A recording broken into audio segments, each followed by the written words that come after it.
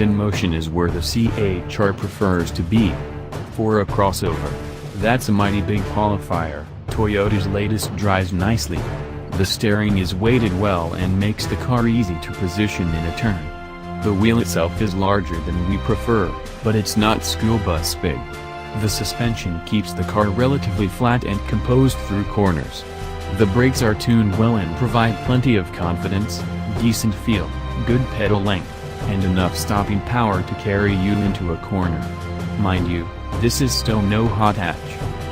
The suspension and chassis tuning were handled in Europe, including multiple trips to the Nürburgring. The US spec damping was changed to adjust for all-season tires.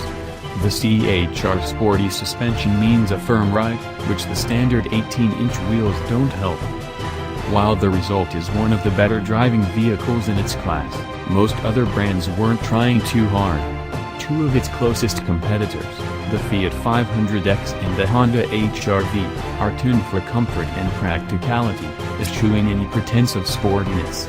The Jeep Renegade was made for dirt and mud. The Mazda CX-3 is as good or better to drive than the CHR, but it's also significantly smaller.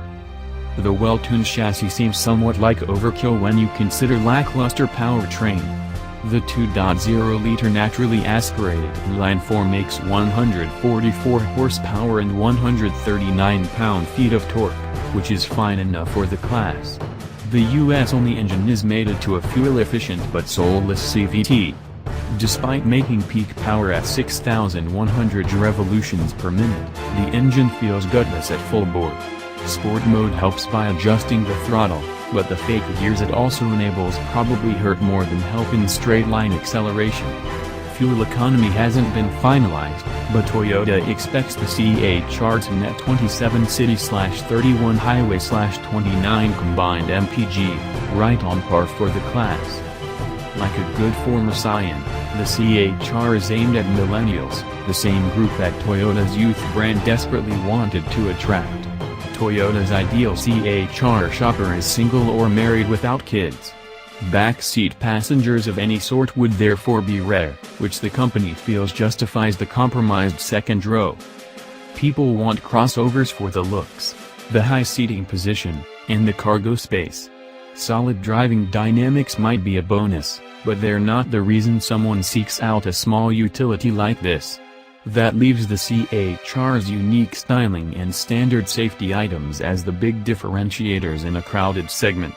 If those are priorities and you're a fan of the look, the CHR is a good pick. That said, Scion failed because people didn't care for what the company was selling. Sure, the fact this crossover now has a Toyota badge means it is going to sell by the literal boatloads. The CHR is manufactured in Turkey. The company is expecting to move 30,000 units in 2017, ramping up to 60,000 in 2018. But it's still a vehicle built on Scion principles, and it's hard to overcome genetics.